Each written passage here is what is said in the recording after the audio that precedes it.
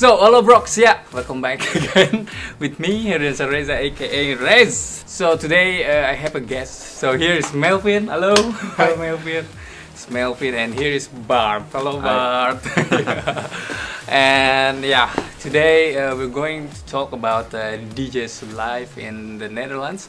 Because a lot of you guys want to know like about the life from a DJ in the Netherlands. So yeah, we're going to talk about that today, okay? Is it difficult to become a DJ in the Netherlands? Maybe from you first?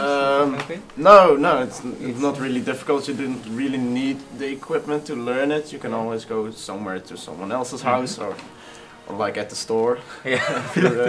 Or get a cheaper version of the... Yeah, exactly. Just to learn it, you don't need $2,000 equipment. Yeah. That's just insane. Yeah, exactly, because the equipment that you have now is it's really expensive. CDJ 2000 is around €1,000, I guess, per CDJ. When I bought them, they were like 1,800 a piece, and the mixer was also around 1,800. That's like you can basically buy 3 cars. Oh my god! And how do you think? Is it also difficult? Do you think? To learn the technique, it's very simple indeed. It's like everyone can learn it, but it's you have to need connections, I guess, to really make it, or promote yourself and really throw out your music and actually also advertise it, I guess. So just talk to the club manager and ask things. I guess that are the ways to do it. DJ is really a famous job in the Netherlands, I guess. Yeah. Is it right? It's famous. It became oversaturated in a few years. There's like when there's an accident happening and somebody says like, I need a doctor, like 10 people would put up their hands and like, no, I'm a DJ, so okay, you just got too many of them. Yeah. No? But it really makes it harder for for a newcomer to really rise up between the rest of them. If you see like Martin Garrix, he's like, he's just 20 or something now, I guess, and he become a millionaire. But he's also producer. He produces music also, and now he's getting better, for my opinion. Because in the beginning it was like okay, but now it's getting more pop or something like that for him. And then he's easily like become famous because his song is easy to listen to for other people, right? Because some of DJ like Skrillex or something like that, not everyone will love that kind of music like dubstep or something like that. But yeah, to become a DJ in the Netherlands, actually it's not difficult to just become a DJ and work as a DJ, as you guys already said. But it is difficult to be famous, I guess, right? Of course, it's always in everywhere, especially in the Netherlands, because the population of the DJs now is like it's too much. It's booming. Yeah, exactly. Because a lot, as you guys know, that a lot of DJs like that now maybe in the market, let's say in the market, that they are famous now, and most of them they come from the Netherlands. Name it. Hardwell, who was Martin Garrix, Tiesto. It's just a lot. It's just a lot. Do you know, like every DJ who work as a DJ, they always have their own equipment? Yeah, there's a difference between two DJs. You have the DJ you see performing at like festivals and parties like that, and clubs. They won't bring their own stuff. It's like they only bring their headphones and their music, and that's it. Sometimes a special effects box or for the live performance. Special. Okay, but mostly for the DJ who work in the club, maybe the club is already like provided for them, right? I guess. So they don't need an equipment, but for this. For the independence DJ like them, they have to have equipment, I guess, right? For like wedding or something like that. I guess because mostly the wedding planner or the wedding place, they don't have a good setup for a DJ, right? It's not. That's not a constant factor. So we bring it ourselves, or we rent it at a place and. We'll take it along. And what kind of music do you guys love to play when you guys have to perform? Or it's depend on the event? I do look at what kind of people are coming at the event. Like but I don't want to deviate too much from what I want to. Like, oh. I just play the music I really like, and it can be like something like just a silly old pop song or something you can sing along to yeah, a really dark techno track, but it has to fit in the party. So that's So it depends on the people who come to the party itself. Yeah. Okay. And how do you think about? Yeah, when I began as DJ, it began more like the commercial electro house music. That was, in that time, that was more the main music. But as my personal taste shifted towards house and techno, so my focus also became more on the house and techno tracks. But it's really a broad genre, I guess. So between in that genre, you also can play a lot with things. You have also disco and also the classics house, the tech house, deep house, techno. Yeah, that are the genres I play with, and yeah, it depends on the setting and the party. Yeah. And the time schedule. The time schedule. If you're first performer. Yeah, first performer. You open, then you play a lot softer, you know, like introduce. Just to build. To build up the atmosphere. Yeah.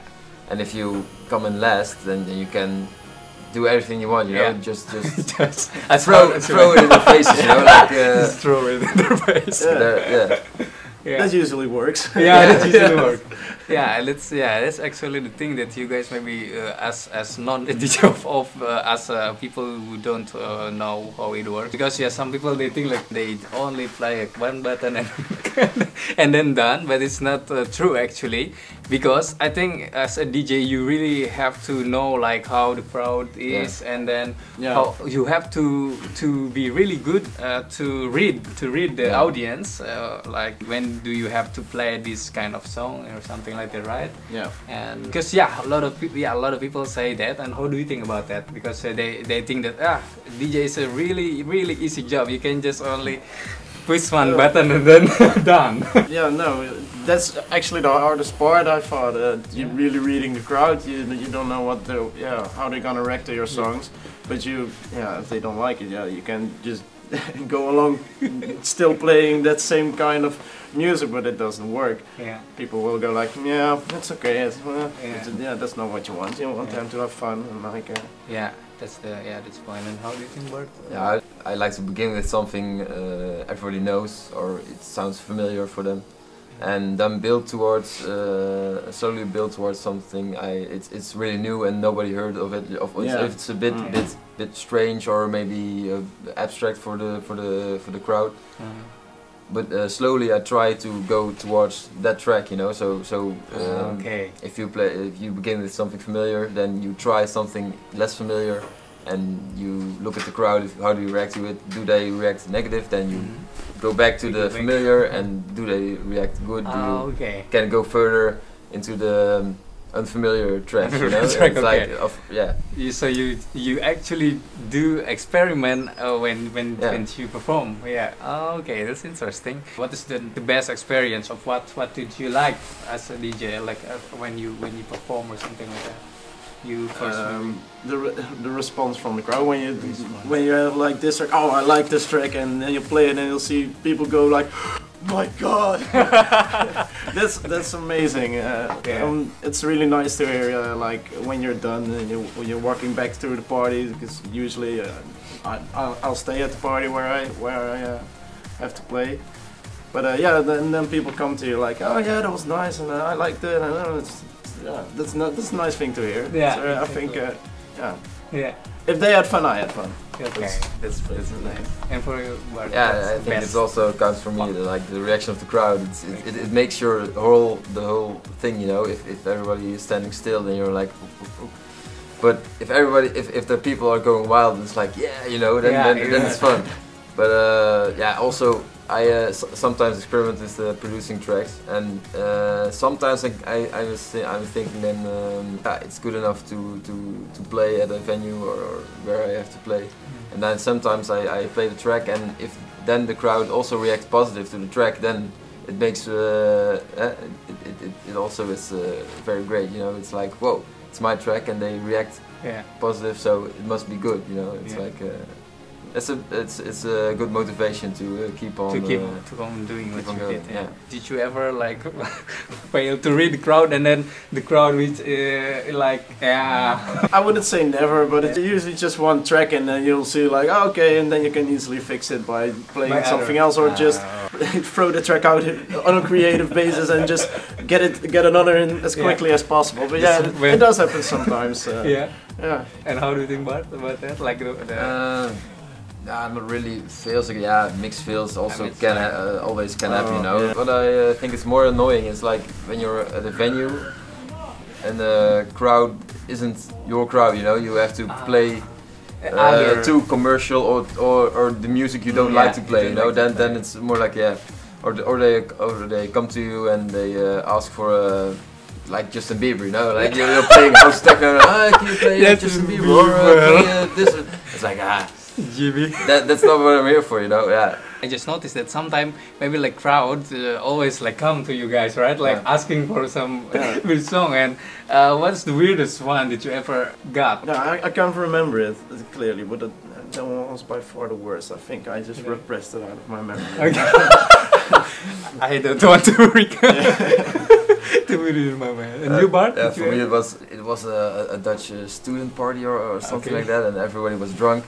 And a girl came to me and she was, yeah, play music of Feyenoord. Feyenoord, it's you know, Feyenoord, a football club in Rotterdam. Yeah, in Rotterdam. I'm like, Feyenoord? What the heck? They're like, yeah, I'm not a real football supporter, so I'm like, Feyenoord doesn't make tracks. Nah. You know, the damn side. I knew what kind of music she was referring to, but I was like playing dumb, like Feyenoord isn't an artist, you know. Feyenoord doesn't make music, or at least not that I know of. But so okay, now I will ask them like the question that you guys always wanted to know. I want to ask them how much they got for the gigs or something like that.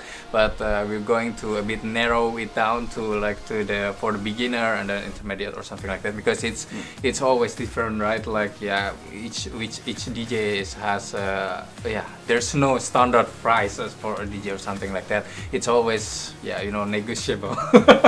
Yeah, but do you guys know then like average or something like that per gig, let's say, or maybe in the club as a resident DJ? Do you know like how they? No, not really. Yeah. Do you know? I thought it about depends. 100 or something. Yeah, 100, 150, maybe 200. Depends on. Okay. Yeah. Is that per night or per week or okay per night? 100. Yeah, for an hour, it depends on the setting. Yeah. Sure. Yeah. Okay, but it's around 100 to 100 for a beginner. Is it for the beginner? Yeah, I get. Yeah. Or intermediate. For the beginner? Oh yeah, not the real beginner. Usually does it for free. Yeah. But if you're like there's smarty clubs that say like, oh, it's good for you, it's for your promotion. And but you don't care as a beginner because it's like, I can finally play somewhere. Exactly. Out of my bedroom. Out of my bedroom. Because. And I think the first earnings after that are like 50 euros for an hour. Okay. So for the beginner, it's always they doing that always for free as a promotion, and then it will build up, I guess mostly. And for the intermediate DJ as a resident DJ, they will get around 100 to 200 per night for a show. So let's say Martin Garrix, how much money like Martin Garrix got per show, like. For the Tomorrowland event like that big, he will get like a lot of money. I think it's almost €1,000 per hour. That could be more, I guess, right? Yeah. Because I do remember an article from I don't know, something on Facebook or something. Yeah. But there was like an act from David Guetta on Tomorrowland. I think there was a number like 1 million. Oh my God. Euro. If I remember correctly, but that's just insane. For the show. Oh my God. So do you guys have tips for maybe for somebody who wants to become a DJ in the Netherlands? Practice a lot, and it's really the most important thing is just to have fun. To have fun, exactly. From you, Bart, what do you? Practicing indeed, but also have the guts to. To put your music online, or if you're experimenting with things, put it online, or ask people about it. Yeah. Also people. Yeah, in the clubs, if you know people who are busy with music, so just ask them like, oh, can I get a gig at that place, or have the guts to go to a manager of a club or a festival or thing, and just throw it out, you know. It's like, hey, I'm a DJ, I do this and this, and here's my mix. And keep really practicing producing music if that's what you like, because it only takes one hit. And then you're famous, right? You know, that's as simple as that. The most difficult thing, I guess, it is when you made that hit, to stay popular. You know, that's the hardest thing. Maintain that, like to maintain the hype from the people. I guess that's true. So far, you guys love your work. Then I mean, like I said, DJ. Yeah. Love it. It's a lot of fun. Yeah, it's really fun.